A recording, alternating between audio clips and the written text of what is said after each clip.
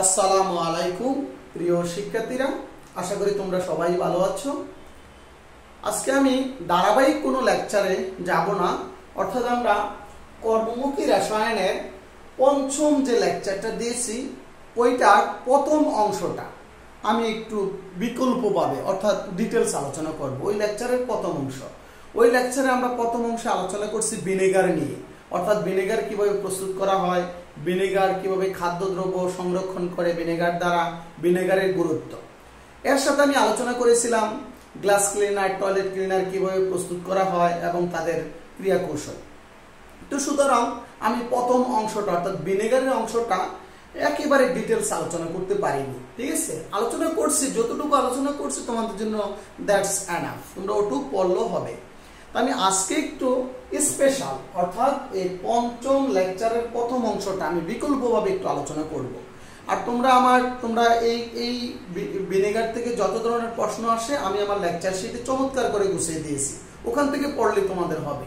তা আজকে আমি এই ভিনেগার অংশটা অর্থাৎ ভিনেগার কিভাবে প্রস্তুত করা হয় এটা বিভিন্ন বই, বিশেষ করে বহু স্যারের বই, হাজারি স্যারের বই, লিঙ্কন স্যারের বই বা কবির স্যারের বই, এক এক বইও এক একভাবে উপস্থাপনা করছে। আজকে আমি সবগুলো বইয়ের আলোকে আমি আমার মতো করে একটু আলোচনা করব। আর তোমরা পরীক্ষাতে আসলে আমার লেকচার শিটে যতটুকু দেওয়া আছে ওটুকু পড়লে তোমরা হয়ে যাবে, কোনো সমস্যা নাই, কেমন? অথবা তোমরা কেউ ইচ্ছা করলে আমার লেকচারটাকে গুছিয়ে তোমরা লিখতে পারো, যে যার যার মতো করে, কেমন? তো আজকে আমরা আলোচ্য যে বিষয়গুলো নিয়ে আলোচনা করব সেগুলো হচ্ছে, অর্থাৎ আজকের আলোচনার যে টপিকগুলো হচ্ছে ভিনেগারের প্রস্তুতি, ভিনেগার দ্বারা খাদ্য সংরক্ষণের কৌশল ও ভিনেগারের গুরুত্ব। এই তিনটা টপিক নিয়ে আজকে আমরা আলোচনা করব। তাহলে আমরা ভিনেগার বিভিন্ন উপায়ে আমরা ভিনেগার প্রস্তুত করতে পারি, কেমন?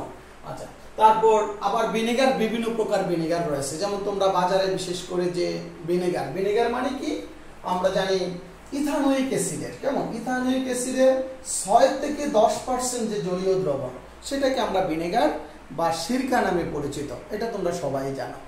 বাজারে আরো বিভিন্ন ধরনের ভিনেগার পাওয়া যায়, apple cider vinegar, cyber vinegar ইত্যাদি। যাই ওগুলো নিয়ে আমাদের আলোচনার বিষয় নয়, আমাদের আলোচনার বিষয় হচ্ছে তোমার মল্ট ভিনেগার বা সাধারণ ভিনেগার কিভাবে আমরা প্রস্তুত করব সেটা নিয়ে আমরা আলোচনা করব।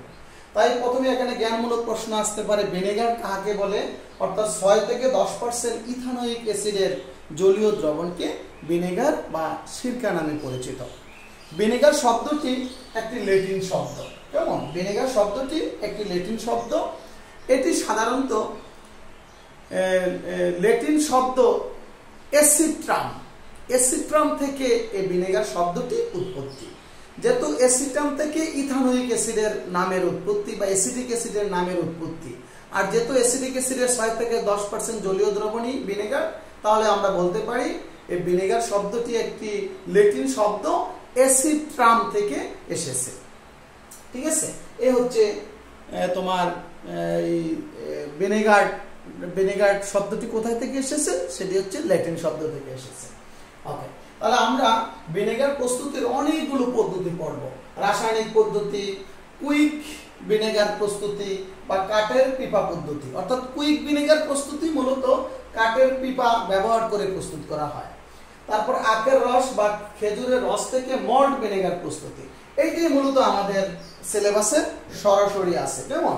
যে আখের রস বা খেজুরের রস থেকে মল্ট ভিনেগার প্রস্তুতি, এটা আমাদের সিলেবাসে সরাসরি আছে। তারপর আমরা যেহেতু ডিটেলস আলোচনা করব, কিছুই বাদ দেব না।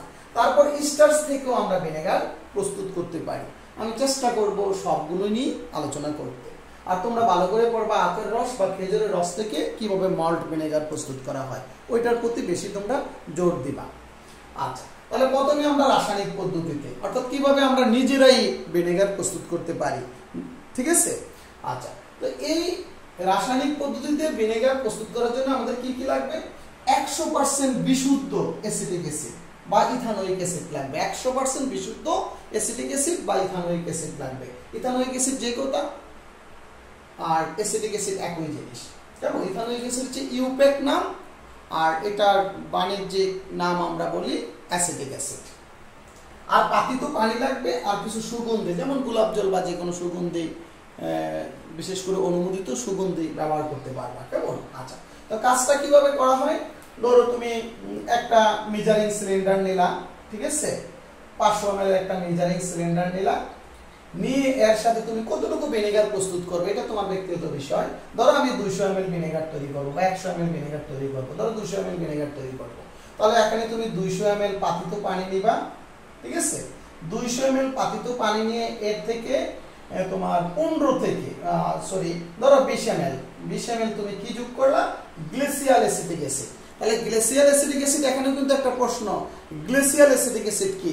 অর্থাৎ 100% বিশুদ্ধ অ্যাসিটিক অ্যাসিডকে গ্লিসিয়াল অ্যাসিটিক অ্যাসিড বলা হয়। সেটি তুমি বাজারে কিনতে পাওয়া যায় বা ল্যাবরেটরির দোকানে ওইটা কিনতে পাওয়া যায়। তো এটাকে তুমি কিনে এনে কি করবা? 500 ml একটি জারের ভিতরে 200 ml বিশুদ্ধ অ্যাসিটিক অ্যাসিড বা ইথানোয়িক অ্যাসিড নিয়ে এর সাথে তুমি 200 ml পানি যোগ করে এর সাথে 20 ml ইথানোয়িক অ্যাসিড যোগ করলা, যোগ করে একটা গ্লাস রড দিয়ে নাড়িয়ে দিলা, হয়ে গেল কি তোমার ভিনেগার, বা সেটা সাদা সিরকা নামে পরিচিত। বা এর সাথে বিভিন্ন সুগন্ধি রং যোগ করে তুমি বিভিন্ন কালার করতে পারো, ঠিক আছে। আচ্ছা, তাহলে একেবারে সহজ ভিনেগার প্রস্তুত। তুমি 20 ml যে নিতে হবে তা না, তুমি আমরা কি বলছি 6 থেকে 10%, কেমন? 10%। তো তুমি যদি মনে করো স্যার আমি 100 ml নিতে, 100 ml তৈরি করলে তুমি 6 থেকে 10, তুমি 6 নিতে পারো, 8 নিতে পারো, 9 নিতে পারো, 10 নিতে পারো, অসুবিধা নাই। তুমি 100 ml তৈরি করলে 6 থেকে 10 ml যে কোনো ml কি নিলা, তুমি বিশুদ্ধ অ্যাসিটিক অ্যাসিড নিলা, আর বাদ বাকি এটা পানি, যেমন 110 ml নিলে 90 ml পানি যোগ করে একটু সুগন্ধি যোগ করে নাড়িয়ে দিলে কি হয়ে যাবে? ভিনেগার তৈরি হবে। যেহেতু আমি 200 ml নিয়েছি, তা আমি কি নিয়েছি? আর 200 ml পাতিত পানি নিয়েছি, আর কত? পাতিত পানি মানে কি? ডিস্টিল ওয়াটার, যেটা একেবারে বিশুদ্ধ পানি। আর এর সাথে 20 ml, অতি 6 থেকে 10, তাহলে 100 ml যদি 10 লাগে, 200 ml 20 ml বিশুদ্ধ ইথানোয়িক অ্যাসিড যোগ করে নাড়িয়ে দিলে আমার ভিনেগার প্রস্তুত হয়ে যাবে। একেবারে সহজ। তোমরা নিজেরাই যদি বিশুদ্ধ অ্যাসিটিক অ্যাসিড বাজার থেকে কিনে নিয়ে আসতে পারো, নিজেই ভিনেগার তৈরি করতে পারবা। একেবারে সহজ ভিনেগার তৈরি, কেমন? আচ্ছা, এটাকে আমরা রাসায়নিক পদ্ধতি বলে থাকি, কেমন? ওকে, এবার আসো আমরা যে কুইক ভিনেগার প্রস্তুতি বা এই কুইক ভিনেগারটা কিভাবে প্রস্তুত করব? কাঠের পিপা পদ্ধতি ব্যবহার করে আমরা কুইক ভিনেগার প্রস্তুত করব। তো সেটার জন্য আমাদের কিভাবে কাজটা করব, দেখো এটার যে মূলনীতিটা, যে কুইক ভিনেগার কিভাবে প্রস্তুত করি। অর্থাৎ কুইক ভিনেগার প্রস্তুত করতে আমাদের লাগে 10% ইথানল দ্রবণ। কত পার্সেন্ট? 10% ইথানল দ্রবণ, ঠিক আছে, 10% ইথানল দ্রবণ। তাহলে এই 10% ইথানল দ্রবণকে বায়ুর উপস্থিতিতে মাইকোডার্মা অ্যাসিটিব্যাক্টর, বা আমরা সংক্ষেপে এটাকে বলি অ্যাসিটিব্যাক্টর, অর্থাৎ মাইকোডার্মা অ্যাসিটিব্যাক্টর বা সংক্ষেপে এটাকে বলি অ্যাসিটিব্যাক্টর দ্বারা 35 ডিগ্রি সেন্টিগ্রেড তাপমাত্রায় বা 30 থেকে 35 ডিগ্রি সেন্টিগ্রেড তাপমাত্রায় জারিত করলে আমার কি পাওয়া যায়? ইথানোয়িক অ্যাসিডের লঘু দ্রবণ পাওয়া যায়। অর্থাৎ 10% ইথানোয়িক অ্যাসিড এখানে উৎপন্ন হয়, যেটাকে আমরা ভিনেগার নামে পরিচিত, কেমন?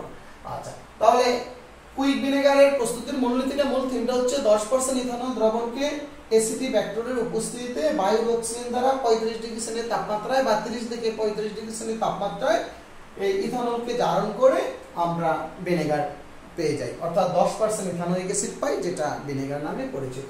এবার আসে কাজটা কিভাবে করা হয়। এই কাজটা এই পদ্ধতিটা বা কাজের দ্বারাটা, এই প্রক্রিয়াটা সম্পূর্ণ করতে একটা কাঠের পিপা লাগে। বিভিন্ন বইও এই চিত্রটা বিভিন্নভাবে দেওয়া আছে। গৌসারের বই এক ধরনের দেওয়া আছে, হাজারি স্যারের বইও এক ধরনের দেওয়া আছে চিত্রটা। আমি গৌসারের বইয়ের আলোকে চিত্রটা দেখাইছি, কেমন? আচ্ছা, অর্থাৎ এটা হচ্ছে 2 তাক যুক্ত একটা কাঠের পিপা নিব, একটা কাঠের পিপা, কেমন? এই পিপার ভিতরে 2টা তাক থাকে, এই যে মাঝখানে একটা তাক আর এই যে একটা মাঝখানে 2টা তাক থাকে, তাক বা 2টা স্টেপ থাকে, কেমন? এর প্রথম যে তাকটা, এটা সছিদ্র ফলক, অর্থাৎ ছিদ্র থাকে এখানে, কেমন? আচ্ছা, আর মাঝখানের তাকে আমি কি রাখবো? কাঠের গুঁড়ো রাখবো, কাঠের গুঁড়ো, কেমন? কাঠের পরিষ্কার কাঠের গুঁড়া বা গুঁড়ো, কাঠের গুঁড়ো রাখবো। এই কাঠের গুঁড়োগুলোকে বা কাঠের গুঁড়াগুলোকে কি করব আমরা? অ্যামোনিয়াম সালফেট এবং অ্যামোনিয়াম ফসফেট দ্বারা ভিজিয়ে রাখবো এবং তার সাথে সংযুক্ত করব আমরা মাইকোডার্মা অ্যাসিটিব্যাক্টর বা মাইকোডার্মা অ্যাসিটি, এই ব্যাক্টর যোগ করব, কেমন? তাহলে কাঠের গুঁড়োগুলোকে মাঝখানের যে নিচের যে তাকে, এই তাকে কাঠের গুঁড়োগুলোকে অ্যামোনিয়াম ফসফেট অ্যামোনিয়াম সালফেট দ্বারা ভিজিয়ে দেব, তার সাথে সংযুক্ত করব মাইক্রোডার্মা অ্যাসিটিব্যাক্টর। এই অ্যামোনিয়াম ফসফেট অ্যামোনিয়াম সালফেটের কাজ হচ্ছে তোমার কি মাইক্রোডার্মা অ্যাসিটি যে ব্যাক্টর এটাকে গ্রোথ করা, অর্থাৎ যত বেশি গ্রোথ হবে তত বেশি পরিমাণ ইথানল জারিত হয়ে ইথানোয়িক অ্যাসিডে পরিণত হবে। তাহলে খুব গুরুত্বপূর্ণ, এমসিকিউতে অনেক সময় আসে অ্যামোনিয়াম ফসফেট অ্যামোনিয়াম সালফেটের কি ভূমিকা এখানে। আচ্ছা, তো আমরা ভূমিকাটা জেনে গেলাম। তারপরে আমরা এই নিচে তাকে এখানে একটা ছিদ্র থাকে, এই ছিদ্র দিয়ে গরম বায়ু প্রবেশ করাবো। ঠিক আছে, এই গরম বায়ুর উপস্থিতিতে এখানে এই বিক্রিয়াটা সংঘটিত হবে। আর এখানে আমরা কি করব, এখান থেকে একটা নল আছে, এই নল দিয়ে আমরা 10% ইথানল দ্রবণ এখানে স্প্রে করব। কেমন? তো স্প্রে করলে এই সছিদ্র ফলকের উপরে পড়বে, এখান থেকে ফোটায় ফোটায় এই ইথানল কি কাঠের গুঁড়ার মধ্যে পড়বে। ঠিক আছে, কাঠের গুঁড়ার মধ্যে পড়বে। পরে এই 10% ইথানল দ্রবণ যখন কাঠের গুঁড়ার মধ্যে আসবে তখন সে 35 ডিগ্রি, যদি গরম বায়ু প্রবেশ করাবো তাহলে 35 ডিগ্রি সেন্টিগ্রেড তাপমাত্রায় গরম বায়ু প্রবেশ করালে কি হবে, এই ইথানল 10% ইথানল দ্রবণ এখানে যে মাইক্রোডার্মা অ্যাসিটিব্যাক্টর আছে বা অ্যাসিটিব্যাক্টর আছে তার উপস্থিতিতে বায়ুর অক্সিজেন দ্বারা জারিত হয়ে কি হবে, ইথানোয়িক অ্যাসিডে পরিণত হবে। পরে এখান থেকে ফোটায় ফোটায় ইথানোয়িক অ্যাসিড গুলো নিচে পড়বে। ঠিক আছে, পরে আমরা এখানে নির্গমন পথ দিয়ে ইথানোয়িক অ্যাসিডটা বের করে নিয়ে আসবো, অর্থাৎ ইথানোয়িক অ্যাসিড মানে ভিনেগারটা এখান থেকে বের হবে। পরে এই ভিনেগারে আমরা কি করব, সাধারণত তোমার এই ভিনেগারে কিছু পরিমাণ সুগন্ধি যোগ করে আমরা কি করতে পারবো, বাজারজাত করতে পারবো। এভাবে আমরা এই কাঠের পিপা পদ্ধতিতে আমরা কুইক ভিনেগার প্রস্তুত করতে পারি। তাহলে ইথানল থেকে এই ভিনেগার প্রস্তুতের এই পদ্ধতিটা, এইটাই হচ্ছে কুইক ভিনেগার বা এই কাঠের পিপা পদ্ধতি ব্যবহার করে এভাবে আমরা সাধারণত কি ভিনেগার প্রস্তুত করতে পারি। কেমন? আচ্ছা, তারপর আমরা চলে যাব খুবই গুরুত্বপূর্ণ, আমাদের যেটা সবচেয়ে গুরুত্ব, যেটা আমাদের সরাসরি বোর্ড সিলেবাসে আছে, সেটা হচ্ছে আখের বা খেজুরের রস থেকে কিভাবে আমরা মল্ট ভিনেগার প্রস্তুত করব। আমরা এই টপিকে চলে যাব। তাহলে এবার আমরা দেখব আখের রস বা খেজুরের রস থেকে আমরা কি ভিনেগার প্রস্তুতি, ভিনেগার বা মল্ট ভিনেগার। কেমন? মল্ট ভিনেগার, যে আখের রস বা খেজুরের রস থেকে কিভাবে আমরা মল্ট ভিনেগার প্রস্তুত করব। তো যেটা আমাদের সিলেবাসে সরাসরি আছে মল্ট ভিনেগার প্রস্তুতি আখের রস বা খেজুরের রস থেকে। তাহলে মল্ট কি জিনিস বা মল্ট ভিনেগার কি জিনিস এটা একটু আমরা জানি। মল্ট হচ্ছে খুবই গুরুত্বপূর্ণ, জ্ঞানমূলক প্রশ্নে আসে মল্ট কি। তো মল্ট হচ্ছে আমরা জানি বার্লির যে বীজ আছে, কেমন, বার্লির যে বীজ, এই বীজগুলোকে সাধারণত পানিতে ভিজিয়ে রাখলে, অন্ধকারে রেখে দিলে এখান থেকে এই বীজগুলোর অঙ্কুরোদন ঘটে। এই অঙ্কুরিত বীজগুলোকে শুকিয়ে গুঁড়া করে যে পাউডার করা হলে সেটাকে, এই পাউডারগুলি হচ্ছে মল্ট, অর্থাৎ এটা কি মল্ট এক্সট্রাক্ট বা মল্ট গুঁড়ো নামে পরিচিত। তাহলে মল্ট কি আমরা জানলাম, অর্থাৎ মল্ট হচ্ছে বার্লির বীজকে তোমার পানিতে ভিজিয়ে রেখে দিলে, অন্ধকারে রেখে দিলে এগুলো অঙ্কুরোদন ঘটে, এই অঙ্কুরিত বীজগুলো শুকিয়ে পাউডার করে নিলে সেটাকে আমরা মল্ট নামে পরিচিত বা মল্ট এক্সট্রাক্ট নামে পরিচিত। আর এই মল্ট মিশ্রণ ব্যবহার করে ভিনেগার প্রস্তুতির যে প্রক্রিয়া সেটাকে আমরা বলি মল্ট ভিনেগার। কেমন? আচ্ছা, তাহলে আমরা কিভাবে এই আখের রস বা খেজুরের রস থেকে মল্ট ভিনেগার প্রস্তুত করব। আমি আমার লেকচার শিটে পরীক্ষার উপযোগী, অর্থাৎ পরীক্ষার খাতাতে কিভাবে লিখবা এটার উপযোগী করে লিখে দিয়েছি, ওখান থেকে তোমরা একেবারে হুবহু লিখলেই হয়ে যাবে।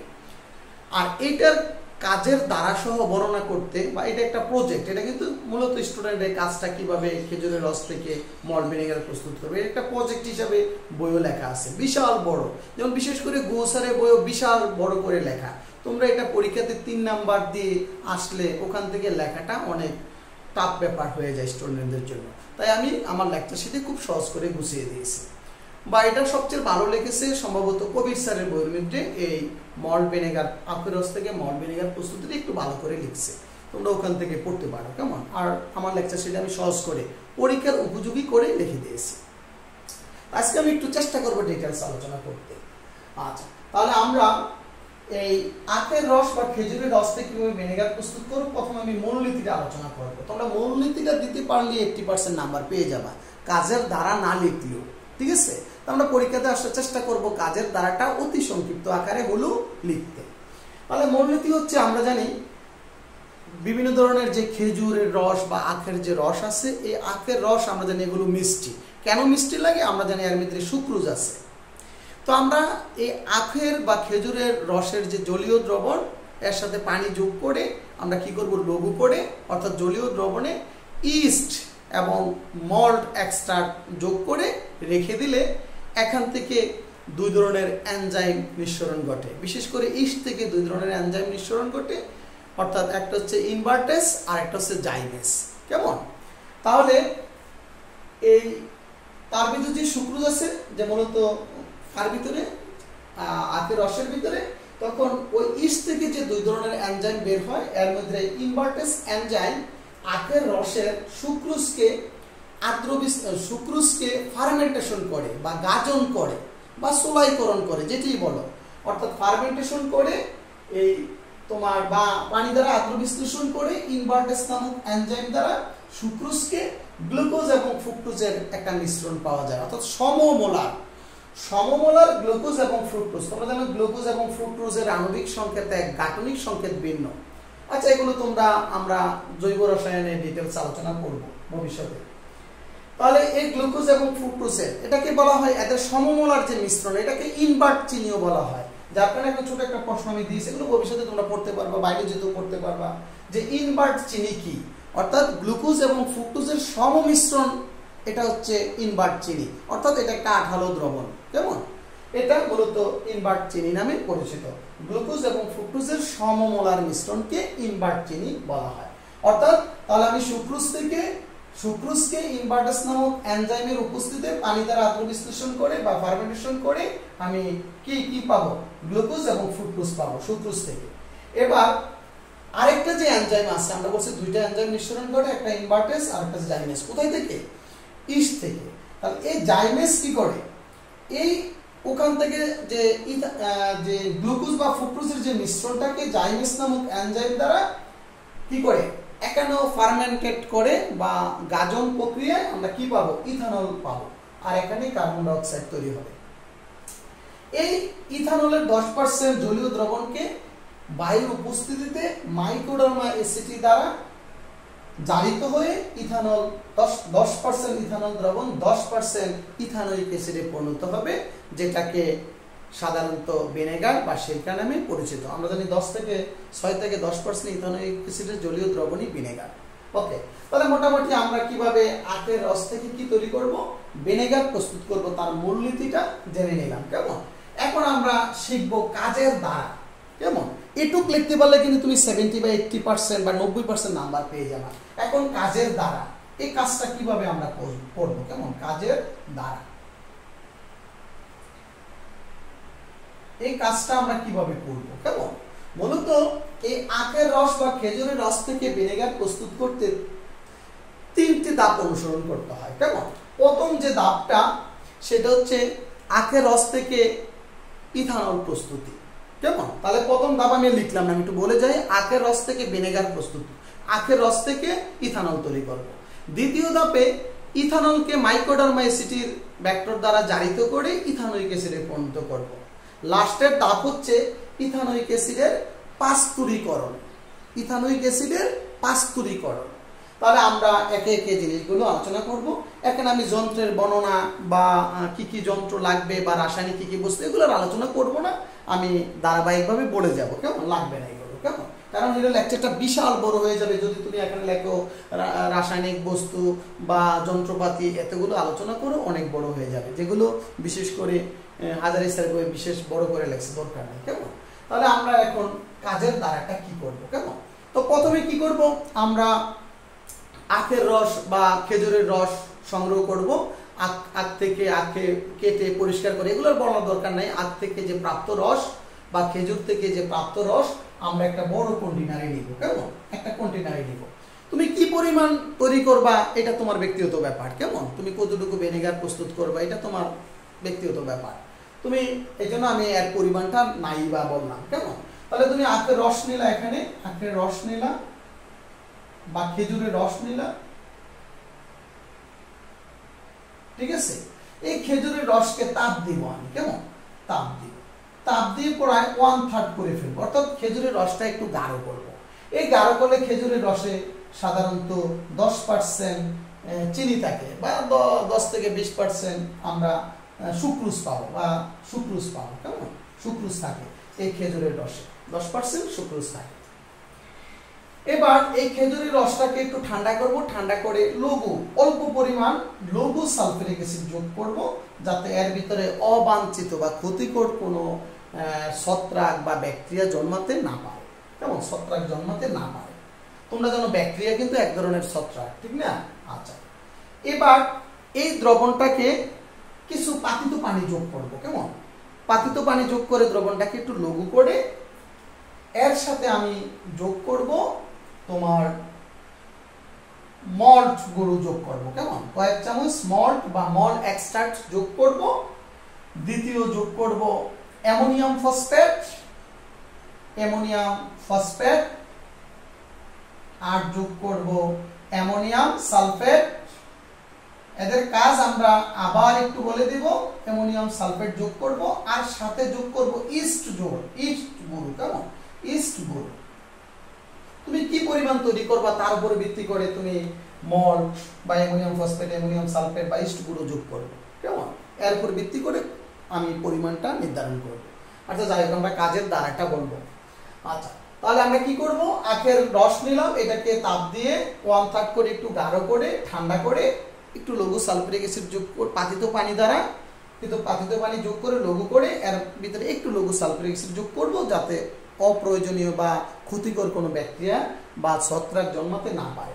তারপরে এর সাথে আমরা মল্ট এক্সট্রাক্ট কয়েক চামচ মল্ট এক্সট্রাক্ট এবং বা মল্ট গুঁড়ো আর অ্যামোনিয়াম সালফেট, অ্যামোনিয়াম ফসফেট আর ইস্ট যোগ করব। এই অ্যামোনিয়াম ফসফেট, অ্যামোনিয়াম সালফেটের এখানে কাজটা হচ্ছে ইস্টকে গ্রোথ করা, অর্থাৎ যত বেশি পরিমাণ ইস্ট এখানে উৎপন্ন হবে, গ্রোথ হবে, তত বেশি পরিমাণ ইনভার্টেস এবং জাইমেস এনজাইম এখান থেকে নিঃসরণ করবে, অর্থাৎ ফার্মেন্টেশন প্রক্রিয়াটা বা চোলাইকরণ প্রক্রিয়াটা বা গাজন প্রক্রিয়াটা তত দ্রুত ঘটবে। আচ্ছা, তাহলে এখান থেকে ছোট্ট একটা প্রশ্ন আমরা বারবার বলতেছি, ফার্মেন্টেশন বা গাজন বা চোলাইকরণ এই জিনিসটা কি?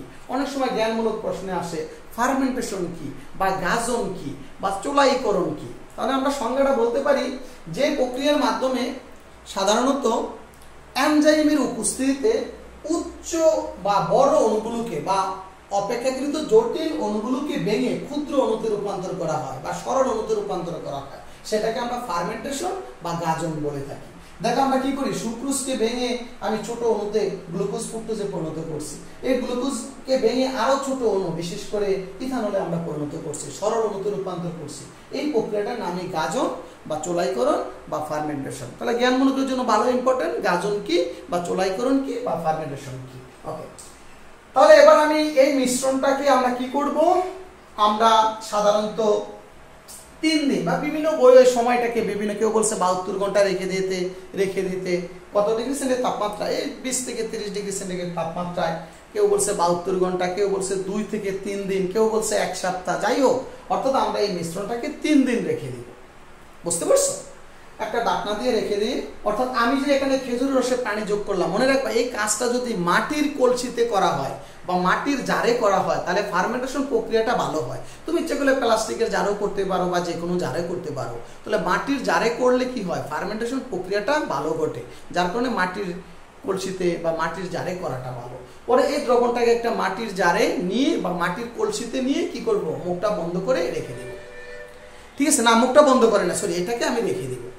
তো রেখে দিলে কি হবে, যে এখানে যে কি আছে, যে সুক্রোজ আছে, এই সুক্রোজ কি করবে, ইনভার্টেস নামক এনজাইম দ্বারা, যে এখানে যে আমরা ইস্ট যোগ করছি, ইস্ট থেকে কিন্তু দুইটা এনজাইম বের হবে, একটা হচ্ছে ইনভার্টেস আর একটা জাইমেস।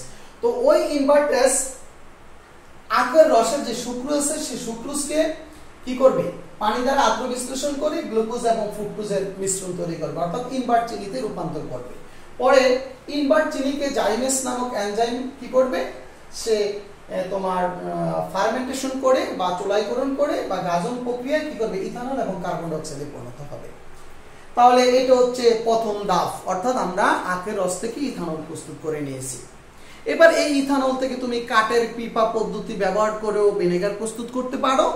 তাহলে বাদবাকিটা বলবো যে এই প্রাপ্ত ইথানলকে কি মাইক্রোডার্মা এসিডের উপস্থিতিতে জারিত করে আমরা কি করি, আমরা ভিনেগার প্রস্তুত করতে পারি। ওই পদ্ধতিতে কাঠের পিপা পদ্ধতিতে প্রস্তুত করতে পারো বা আমরা অন্য প্রক্রিয়ার মাধ্যমে করতে পারবো।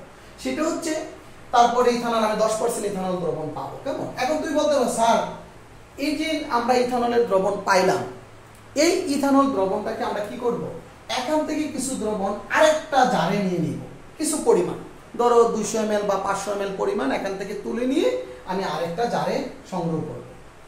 বুঝছো? সংগ্রহ করে বা মাটির জারে সংগ্রহ করে ওইটাকে আমরা প্রায় 2 থেকে 3 সপ্তাহ এই মুখটা বন্ধ করে রেখে দিব, অন্ধকারে রেখে দিব। কেমন? যখন আমরা এখানে রেখে দিব তখন এখানে একটা ছত্রাকের ছাতার মতো ধরো আমি দ্রবণটা এখানে রাখলাম, এর মধ্যে ছাতার মতো একটা ছত্রাকের কি পড়বে, একটা স্তর পড়বে ছত্রাকের। এই যে ছত্রাকের স্তরটা পড়লো এইটাই হচ্ছে মাইক্রোডার্মা এসিটি ব্যাক্টর। এইটাই হচ্ছে মাইক্রোডার্মা এসিটি ব্যাক্টর বা এটাকে ভিনেগার অফ মাদার বলা হয়, ভিনেগার অফ মাদার বলা হয়। অর্থাৎ তুমি যে এই যে প্রথম ধাপটা অনুসরণ করে যে তুমি কি পাইছো, যে এখানে যে ইথানলের মিশ্রণ পাইছো। কেমন? এই ইথানলের মিশ্রণে কিন্তু মল্ট আছে। এই মল্ট ইথানলের সাথে বিক্রিয়া করে মূলত একটা ছত্রাক তৈরি করে, যেটাকে মাইক্রোডার্মা এসিটি নামে পরিচিত। অর্থাৎ এটি হচ্ছে মাদার ভিনেগার। তাহলে এই ছত্রাকটাকে তুমি কি করবা, একটা মসলিন কাপড়ে বা সুতি কাপড়ে, মসলিন কাপড়ে উঠিয়ে নিয়ে কি করবা, এটাকে সংগ্রহ করে তুমি প্রথম ধাপে যে আর বাদ বাকি যে ইথানলের দ্রবণ মিশ্রণ রয়ে গেছে, কেমন, ওখান থেকে তুমি প্রথম থেকে তুমি কি করলা, কিছু পরিমাণ উঠিয়ে নিয়ে রেখে দিয়ে তুমি মাদার ভিনেগার তৈরি করলা, অর্থাৎ ভিনেগার অফ মাদার তৈরি করলা। ঠিক আছে? অর্থাৎ যেটা যে ছত্রাকটা তৈরি করলো, ছত্রাকটার মূলত নাম হচ্ছে কি মাইক্রোডার্মা এসিটি ব্যাক্টর।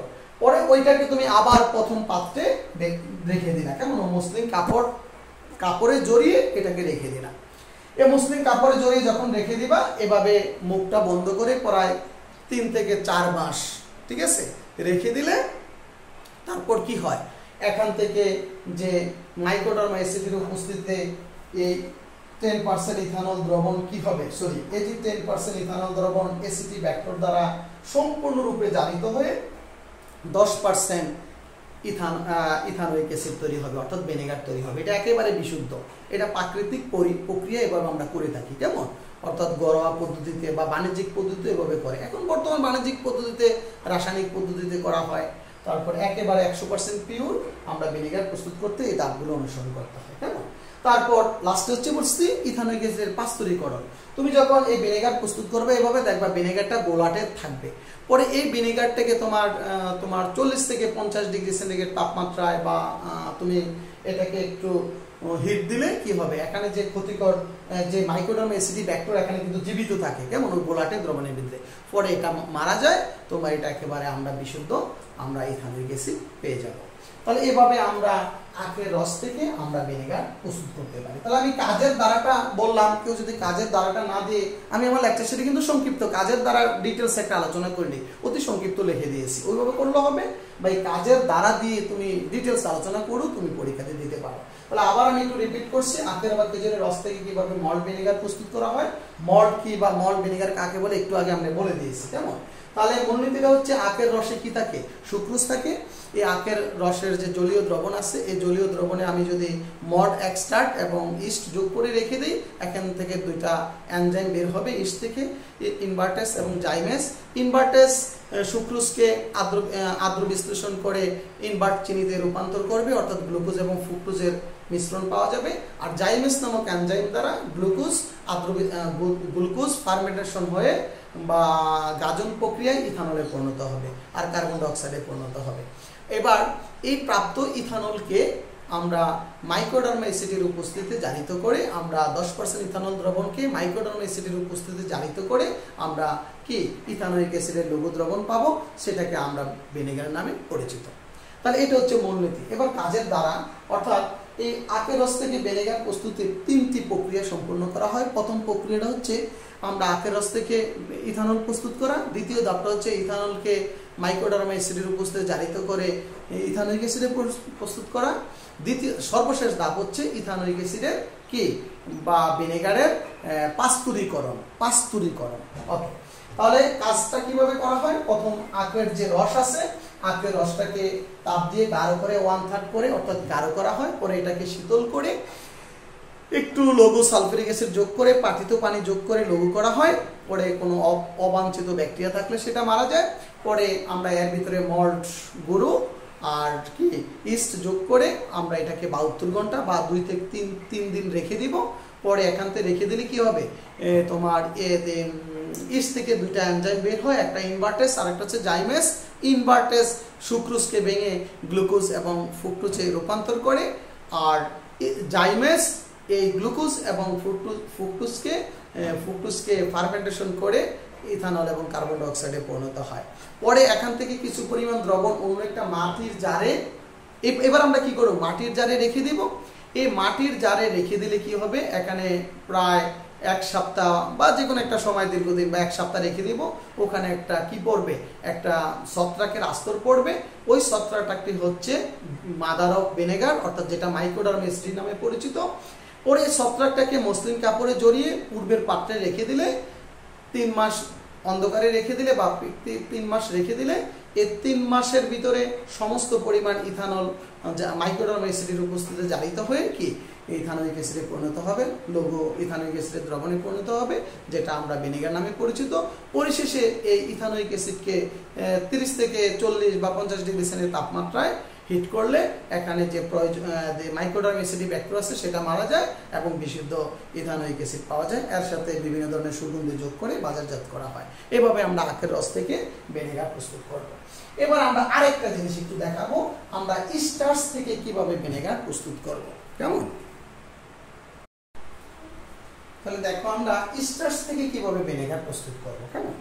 আচ্ছা, যেটা কিন্তু আমাদের সরাসরি সিলেবাসে নাই, তারপর আমি এটা আলোচনা করব। যেহেতু আমি আজকে ভিনেগারের বলছি ডিটেলস আলোচনা, এই কারণে আসছে। স্টার্চ থেকে, স্টার্চ কি আমরা জানি, স্টার্চ হচ্ছে গম, বার্লি, ভুট্টা এগুলো বা চাল, আমরা যে ভাত খেয়ে থাকি, এগুলো এক ধরনের স্টার্চ। কেমন? তাহলে ভাত থেকেও আমরা কি করতে পারি, আমরা জানি পান্তা ভাত খেলে কিন্তু ঘুম আসে, এটা তো জানো তোমরা। অর্থাৎ ভাতকে পানিতে রেখে পচিয়ে আমরা খেলে আমাদের ঘুম পায়, কারণ কি ওখানে ফার্মেন্টেশন প্রক্রিয়ায় ইথানল তৈরি হয়, যার কারণে পান্তা ভাত খেলে ঘুম আসে। কিন্তু পান্তা ভাত কিন্তু গরম পানিতে ঢেলে দিয়ে খাইলে হবে না, ভাতটাকে পচাইতে হবে, অর্থাৎ গাজন করতে হবে, তখন তুমি খেলে ঘুম পাবে, বা বেশি পরিমাণ খেলে অনেক সময় তোমার মাতাল হয়ে যাওয়া ইত্যাদি ইত্যাদি। যাই হোক, ওইসব দিকে আমি যাচ্ছি না। আমি আজকে স্টার্চ থেকে কিভাবে ভিনেগার প্রস্তুত করব। মনে রাখবা, আমাদের মূল কাজ হচ্ছে, ভিনেগারের মূল উপাদান হচ্ছে আমরা ইথানল, অর্থাৎ ইথানল থেকে কিন্তু আমরা ভিনেগার প্রস্তুত করি। তাহলে মূল জিনিস হচ্ছে এখানে ইথানল। তাহলে দেখো, এটা হচ্ছে স্টার্চ। যেমন স্টার্চের উৎস, যেমন তুমি আলুকে কি করবা, আলুকে 140 ডিগ্রি সেন্টিগ্রেড তাপমাত্রায় স্টিম করলে এখানে আলুর একটা মন্ড তৈরি হবে, মন্ড। এই আলুর মন্ড বা এটাকে ম্যাশ বলা হয়, ম্যাশ। যেমন একটা আঠালো দ্রবণ 140 ডিগ্রি সেন্টিগ্রেড তাপমাত্রায় স্টিম করলে একটা ম্যাশ পাওয়া, ম্যাশ বা আলুর মন্ড। এটার ভিতরে তুমি পানি যোগ করে, তুমি যদি এই মল্ট গুঁড়ো যোগ করে রেখে দাও, কয়েক ঘন্টা রেখে দিলে এই মল্ট গুঁড়ো থেকে বা মল্ট থেকে ডায়াস্টেস নামক এক ধরনের এনজাইম নিঃসরণ করবে। পরে ওই ডায়াস্টেস নামক এনজাইম এই স্টার্চকে, এটা মূলত হচ্ছে কি স্টার্চ, কেমন? স্টার্চের সাধারণ সংকেত এটা C6H10O5 এটা পানি দ্বারা আদ্র বিশ্লেষণ করে ঘটে এই ডায়াস্টেস নামক এনজাইম দ্বারা মল্টোজে পরিণত হবে। এই মল্টোজ কিন্তু এক ধরনের চিনি, এটা মূলত সুক্রোজের আণবিক সংকেত আর মল্টোজের আণবিক সংকেত একই। তবে মল্টোজকে আদ্র বিশ্লেষণ করলে 2 অণু গ্লুকোজ পাওয়া যায়, আর সুক্রোজকে আদ্র বিশ্লেষণ করলে গ্লুকোজ এবং ফ্রুক্টোজের সমমোলার পাওয়া যায়। অর্থাৎ যাই হোক, তাহলে এবার আমি কি করব, এই মল্ট থেকে যে ডায়াস্টেস নামক এনজাইম, এটা মূলত ডায়াস্টেস নামক এনজাইম স্টার্চকে মল্টোজে পরিণত করবে। পরে এই দ্রবণটাকে আমি আরো কিছু পানি যোগ করে প্রায় তোমার এর সাথে ইস্ট গুঁড়ো যোগ করে, অর্থাৎ এই মল্টোজের 10% জলীয় দ্রবণকে আমি ইস্ট গুঁড়ো যোগ করে কয়েক ঘন্টা বা কয়েকদিন রেখে দেবো বা কয়েক ঘন্টা রেখে দেবো। ফলে ইস্ট থেকে দুটো এনজাইম এই ক্ষেত্রে মিশ্রণ ঘটে, একটা ম্যালটেস আর একটা হচ্ছে জাইমেস। মনে রাখবা মল্টোজ হচ্ছে চিনি আর ম্যালটেস হচ্ছে এক ধরনের ছত্রাক অর্থাৎ ব্যাকটেরিয়া, তাহলে বা এনজাইম। তাহলে এই ইস্ট থেকে প্রথম যে ম্যালটেস এটা সুক্রোজকে ভেঙে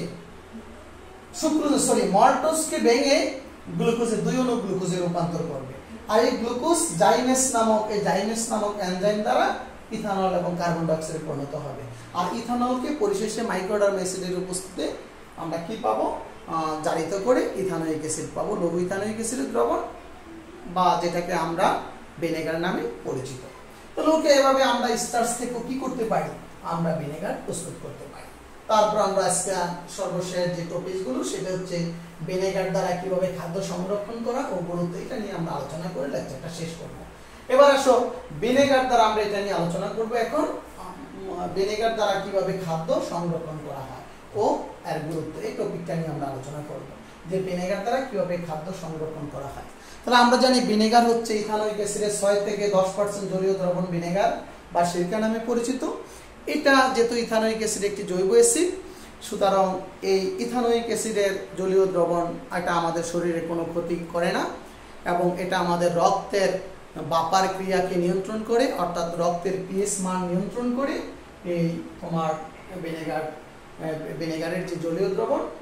আর বিশেষ করে যে ধরনের ব্যাকটেরিয়া বা তোমার অণুজীব খাদ্যকে নষ্ট করে, কেমন এই অণুজীব বা ব্যাকটেরিয়ার বেঁচে থাকার কেমন বা বংশবৃদ্ধি করার উপযুক্ত পিএইচ মাধ্যম হচ্ছে 5.4 থেকে 7, অর্থাৎ এই পিএইচ মানের মধ্যে বিভিন্ন ধরনের ব্যাকটেরিয়া অণুজীব যারা আমাদের খাদ্যদ্রব্যকে নষ্ট করে বেঁচে থাকে, তাদের বেঁচে থাকার উপযুক্ত পরিবেশ বা বংশবৃদ্ধির উপযুক্ত পরিবেশ, কেমন। আচ্ছা, তাহলে ইথানোয়িক অ্যাসিডের যে ভিনেগারের যে জলীয় দ্রবণ অর্থাৎ 6 থেকে 10% জলীয় দ্রবণের পিএইচ এর মান কেমন তোমার 4.74, এটা হাজারি স্যার বই লাগছে। আবার কোন কোন বই লাগছে 6% ইথানোয়িক অ্যাসিডের জলীয় দ্রবণের পিএইচ এর মান হচ্ছে 2.35।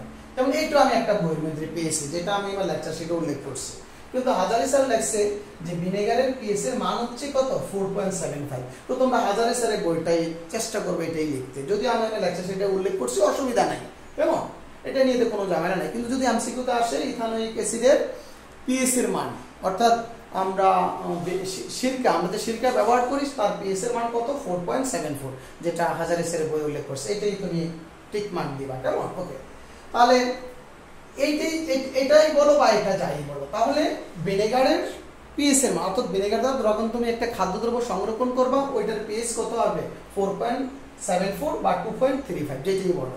আর অণুজীবের বেঁচে থাকার সম্ভাবনা হচ্ছে বেঁচে থাকে হচ্ছে 4.5 থেকে কত 6 এর মধ্যে, 7 এর মধ্যে। তাহলে তারা এই পিএইচ মানের মধ্যে তারা বেঁচে থাকতে পারবে না, অর্থাৎ তাদের জন্য সম্পূর্ণ প্রতিকূল পরিবেশ সৃষ্টি হবে, তাহলে তারা বেঁচে থাকবে না। তাহলে আমরা খাদ্যদ্রব্যকে যদি ভিনেগার দ্বারা সংরক্ষণ করি তাহলে খাদ্যদ্রব্য নষ্ট হবে না, অর্থাৎ এটা কোনো অণুজীব দ্বারা আক্রান্ত হবে না। এভাবে আমরা ভিনেগার দ্বারা খাদ্য সংরক্ষণ করতে পারি, বুঝতে পারছো। তাহলে এইটা একটা কৌশল। এর সাথে আমি আরো অ্যাড করব, আমি আমার লেকচার শিটে 3টা ভাগে ভাগ করছি বিষয়টা।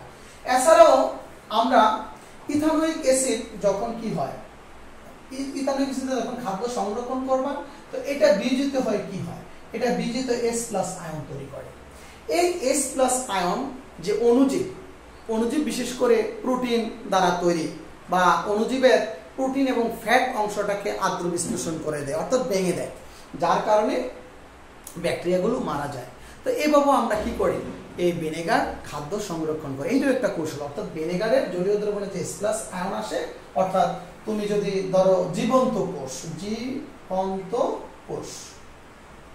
অর্থাৎ জীবন্ত কোষ, কেমন। তো তুমি যদি ভিনেগার দ্বারা খাদ্য এর সাথে একটু ভিনেগার যোগ করো তাহলে মৃত কোষে পরিণত হবে, অর্থাৎ ব্যাকটেরিয়াগুলো মারা যাবে, ঠিক আছে। এভাবে আমরা ভিনেগার দ্বারা খাদ্য সংরক্ষণ করতে পারি। তাহলে খেয়াল করছো প্রথম পিএইচ মানের কথা বললাম, তারপর H+ আয়ন, এটা অণুজীবকে মেরে ফেলে। কেন? অণুজীবের যে প্রোটিন অংশ আছে বা ফ্যাটটাকে আদ্র বিশ্লেষণ করে দেয়, ফলে ব্যাকটেরিয়াগুলো মারা যায়। তারপরে আরো একটা কাজ করে, একটা অণুজীব যখন খাদ্যদ্রব্যকে আক্রমণ করে সে আবার এখান থেকে একটা এনজাইম নিঃসরণ করে। এনজাইম কি করে? খাদ্যদ্রব্য পচনে বা গাজন প্রক্রিয়ায় বা ফার্মেন্টেশন প্রক্রিয়াটাকে দ্রুত করে, ফলে খাদ্যদ্রব্যটা খুব দ্রুত পচে যায়। তো এই ক্ষেত্রেও কিন্তু এই ভিনেগার এই এনজাইমের কার্যশীলতাটাকে নষ্ট করে দেয়। কিভাবে? আমরা জানি এনজাইম কি, এটা আমরা চতুর্থ অধ্যায়ে পড়েছি। এনজাইম হচ্ছে উচ্চ আণবিক ভর বিশিষ্ট নাইট্রোজেন গঠিত অদানাদার একটা জৈব রাসায়নিক বস্তু। এটা তোমরা বায়োলজিতে পড়ছো। তাহলে এটা এর ভিতরে দীর্ঘ পলিমার চেন থাকে, যেমন ওই চেনের অংশে নাইট্রোজেন থাকে, কেমন? যেহেতু নাইট্রোজেন গঠিত, তো নাইট্রোজেনের মধ্যে মুক্তজোড় ইলেকট্রন থাকে। এই মুক্তজোড় ইলেকট্রন মূলত ব্যবহার করে এই এনজাইম কাজ করে থাকে, অর্থাৎ এনজাইমের যে সক্রিয় যে স্থান সরবরাহ করে সেটা হচ্ছে মুক্তজোড় ইলেকট্রন। তো তাহলে এই ভিনেগার কি করে? তোমরা জানো, ধরো এনজাইমের ভিতরে কি আছে, এনজাইমের চেনে ধরো এই নাইট্রোজেন আছে। তো তুমি যদি এই ভিনেগার ব্যবহার করো তাহলে এই ভিনেগারের প্রোটন সে এই নাইট্রোজেনের সাথে কি করে? দেখো, নাইট্রোজেনের সাথে তারা সন্নিবেশ বন্ধন তৈরি করে ফেলে।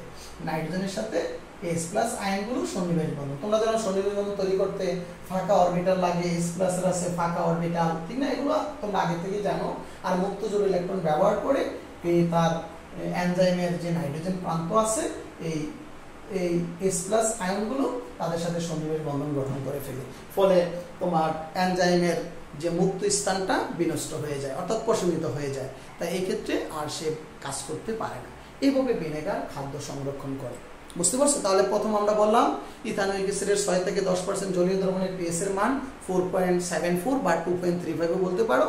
আর যে সকল অণুজীব বেঁচে থাকে বা তারা বংশবৃদ্ধি করে, তাদের বেঁচে থাকা বংশবিদ্যারের যে পিএইচ সীমা 5.4 থেকে 7, তাই এই ক্ষেত্রে সম্পূর্ণ প্রতিকূল পরিবেশ সৃষ্টি করে, তাদেরকে বংশবৃদ্ধি এবং বেঁচে থাকতে দেয় না।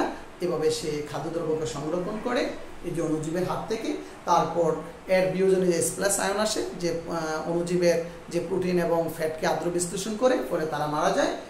এভাবে তারপর আমি যেটা দেখালাম যে এক্ষেত্রে পচনের প্রক্রিয়ায় বিশেষ করে যে অণুজীবগুলো এনজাইম নিঃসরণ ঘটে, ফলে খাদ্যদ্রব্য পচনে কি হয়? ত্বরান্বিত ঘটে। কিন্তু এই ভিনেগার কি করে? এই এনজাইমের ক্রিয়াশীলতাটাকে নষ্ট করে খাদ্যদ্রব্যকে সংরক্ষণ করে থাকে।